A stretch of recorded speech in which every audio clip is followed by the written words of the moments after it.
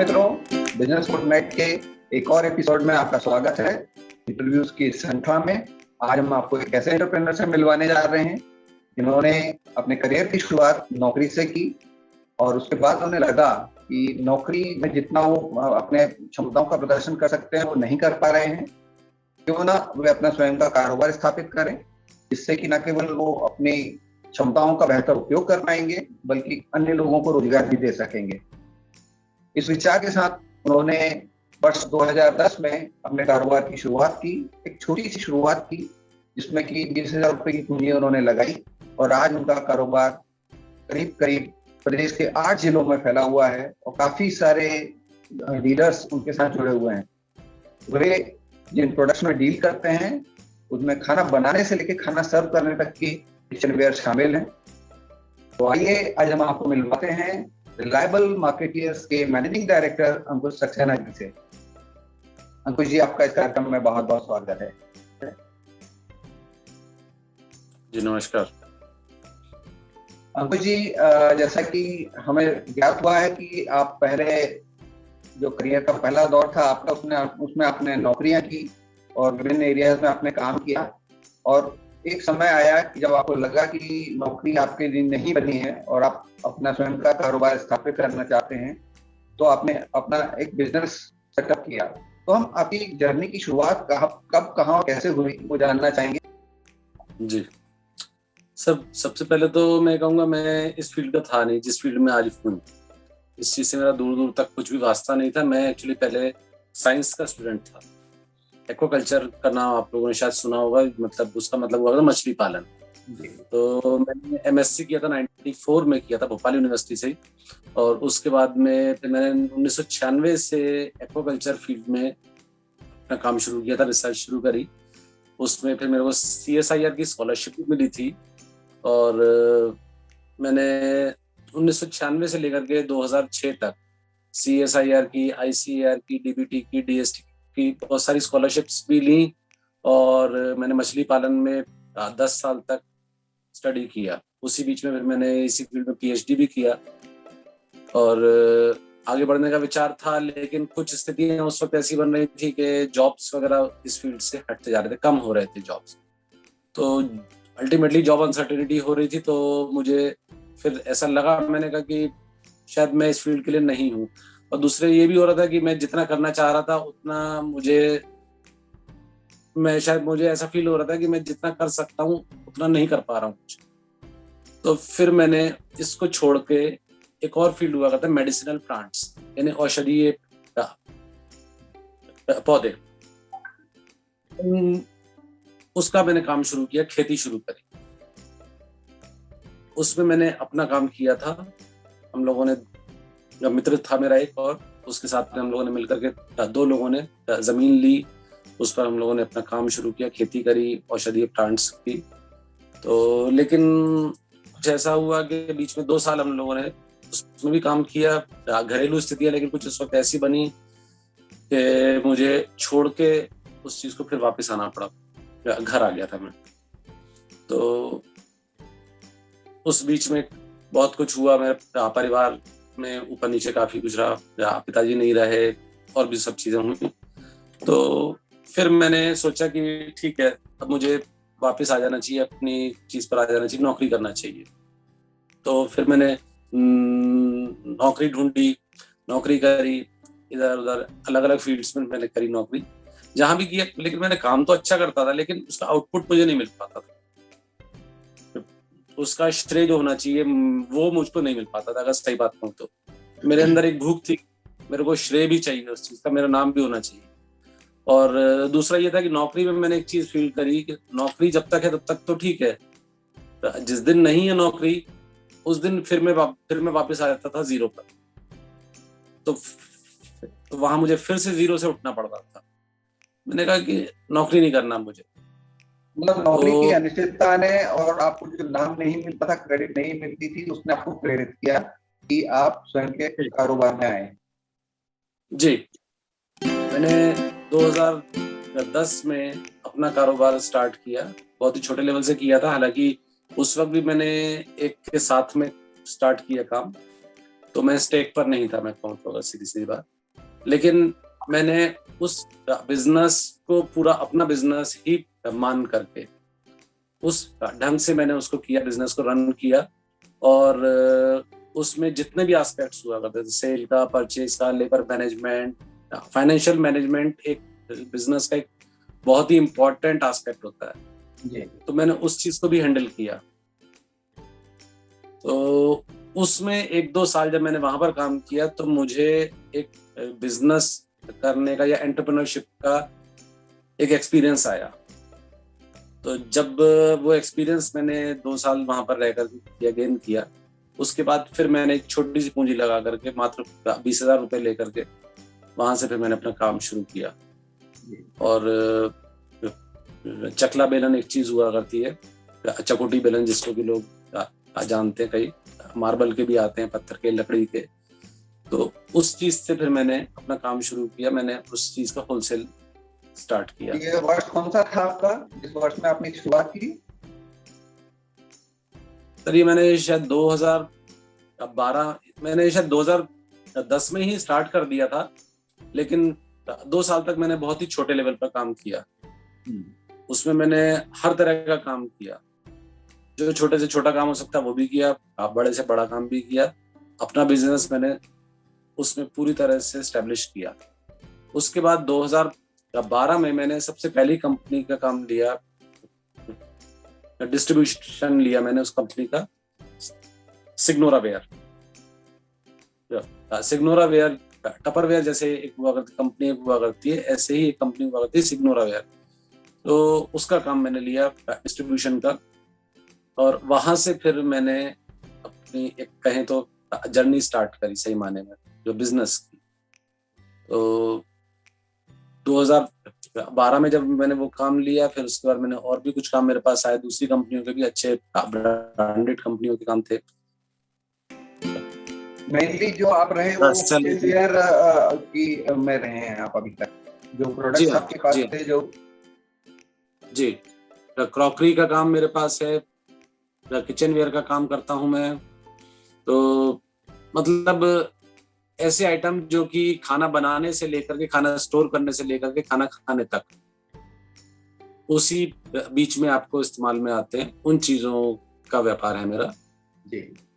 और अभी अच्छा खासा फल फूल रहा है, अगर मैं कहूँ तो। जी। तो आप जो किचन वेयर का काम कर रहे हैं, तो ये भोपाल के अलावा भी आप कहीं मार्केट कर रहे हैं आपके प्रोडक्ट्स के, कि आप भोपाल तक सीमित हैं? सर एमपी में मोस्टली जो है सारी कंपनियों ने सिस्टम बना रखा है कि पूरे एमपी को 4 हिस्सों में रखा हुआ है जी। भोपाल, इंदौर, ग्वालियर और जबलपुर जी। तो भोपाल जो है बेल्ट इसका, वो मैं हैंडल करता हूँ। उसमें हमारे पास सेंट्रल एमपी मिलता है हमको, बीना से स्टार्ट करते हैं और नीचे आप मुल्ताई तक। अगर आप एमपी का नक्शा देखेंगे, ऊपर अगर आप जाएंगे सबसे ऊपर, वहां पर आपको मिलेगा बीना, जहां से एंटर हो जाते हैं। और उसके बाद गंज बसौदा वगैरह स्टेशन आते हैं, बहुत सारे स्टेशन हुआ करते हैं। 8 डिस्ट्रिक्ट आते हैं, सागर डिस्ट्रिक्ट है, अब विदिशा डिस्ट्रिक्ट मिलता है हमको, भोपाल डिस्ट्रिक्ट हुआ करता है, होशंगाबाद है, बैतूल डिस्ट्रिक्ट हुआ करता है, छिंदवाड़ा भी है। तो ये जो डिस्ट्रिक्ट्स हैं, इनमें हम लोग अपना बिजनेस ऑपरेट करते हैं जी। तो इसमें आपको काफी ट्रैवल भी करना पड़ता होगा?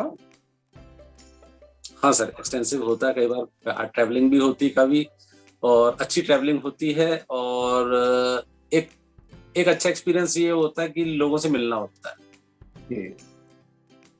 रोज वहां पर नए नए लोगों से मिलना होता है, अलग अलग तरीके की बातें होती हैं, तो सीखने को भी मिलता है, बहुत कुछ सीखने को मिलता है जी। तो क्योंकि ये सेल्स से बहुत ज्यादा जुड़ा हुआ है आपका काम, जिसमें कि सेल्स का बहुत मेजर रोल होता है, तो आपके किस तरह के अनुभव होते हैं? क्या हर शहर का एक अलग काम करने का तौर तरीका होता है, या एक जैसा ही आप फील करते हैं इसको? सर सेल एक्चुअली अगर कहूँ तो मैं तो सेल्स का तो हूँ ही नहीं, तो मैं अपने आप को सेल्समैन नहीं मानता। तो मैं वहां जाके जब भी लोगों से मिलता हूँ, जो हमारे ग्राहक जो हैं, डीलर्स हैं, तो मैं सेल्समैन के तौर पर उनसे नहीं मिलता, बिल्कुल क्लियर ईमानदारी से उनसे बात होती है तो उनका रिस्पांस भी मुझे सही मिलता है। और एक बेसिक चीज ये है, हम लोगों का रिश्ता जो होता है, हम लोगों का रिश्ता एक लंबा चलता है। जब तक हमारी फर्म है या जब तक उनकी फर्म है, तब तक हम लोग लगातार उम्मीद ये रखते हैं कि हम आपस में काम रखेंगे, एक दूसरे के साथ में काम करेंगे, हम लोगों का व्यापार रहेगा। तो उसमें एक आपस में एक क्लैरिटी एक जो होनी चाहिए वो होती है मेरे साथ। ट्रांसपेरेंसी हम उस चीज को रखा करते हैं, मेंटेन करके रखते हैं ट्रांसपेरेंसी अपने काम में।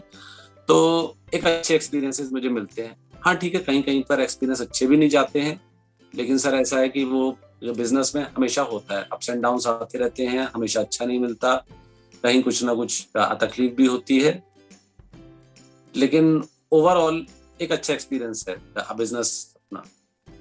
जी, अब हम आपकी कुछ प्रोडक्ट रेंज के बारे में बात कर सकते हैं, क्योंकि आप करीब करीब 2012 से लेकर अगर हम आज बात करें तो 2021 में हम बैठे हैं, तो हर प्रोडक्ट की रिसर्च एंड डेवलपमेंट होता है, नई नई उसमें चीजें आती हैं, टेक्नोलॉजी ऐड होती है और ग्राहकों के हिसाब से उसको कंपनियां भी मॉडिफाई करती हैं। तो किस तरह की जर्नी आपने इन बीते वर्षों में देखी है, किस तरह के बदलाव प्रोडक्ट्स में आए हैं और किस तरह के बदलाव ग्राहकों की तरफ से भी आए?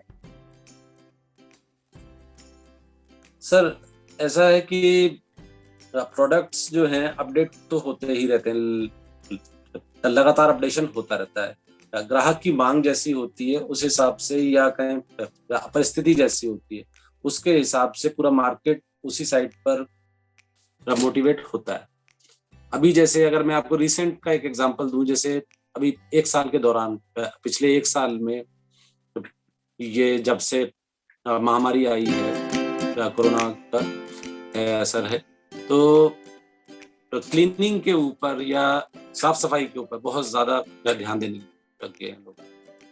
तो क्लीनिंग डिवीजन जो है, काफी कंपनियों ने उस चीज पर बहुत ज्यादा ध्यान दिया। सिग्नोरावेयर ने भी लॉन्च किया उसी चीज को, क्लीनिंग के उनके आइटम आए हैं, उसमें मॉप्स वगैरह हुआ करते हैं, वाइपर होते हैं, इस टाइप की रेंज आई है।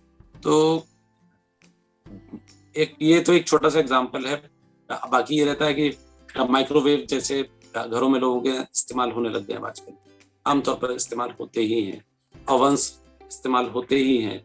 तो उनके लिए जो बर्तन होते हैं वो सब भी कंपनियां अपने आप को उस फील्ड में लेके आ रही हैं, मॉडिफाई कर रही हैं। अभी ट्राइप्लाई एक चीज हो गई है, नई चीज आई, वो भी आने लग गई है।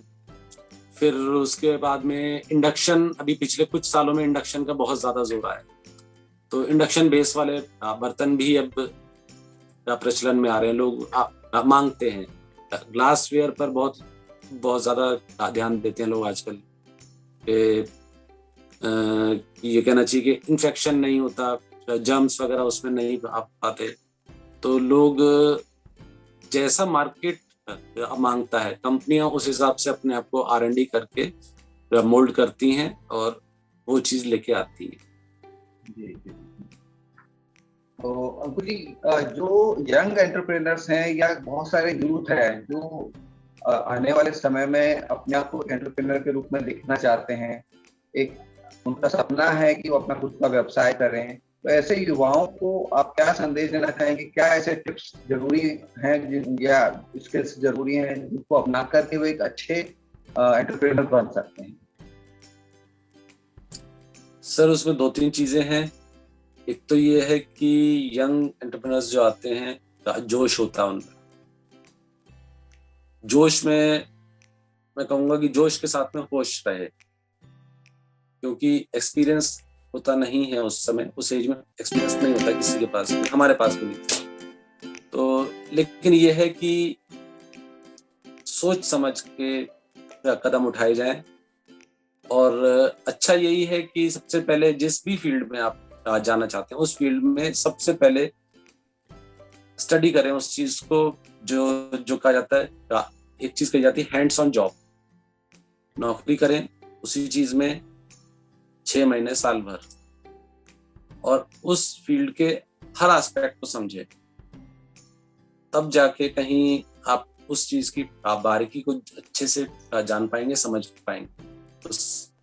और जब तक कि आप बारीकियां नहीं समझ सकते किसी भी चीज की, तब तक आप उसमें पारंगत नहीं हो पाएंगे।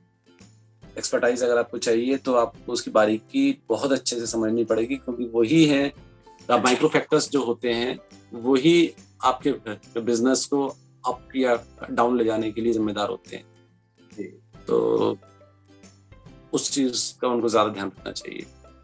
ये तो हो गया कि आप जिस क्षेत्र में कूद रहे हैं, जिस क्षेत्र में अपनी जगह बनाना चाह रहे हैं, उस क्षेत्र के बारे में उसका इनसाइड आउट आप जानकारी इकट्ठी करें और उसकी प्लस माइनस से आप अवगत हों।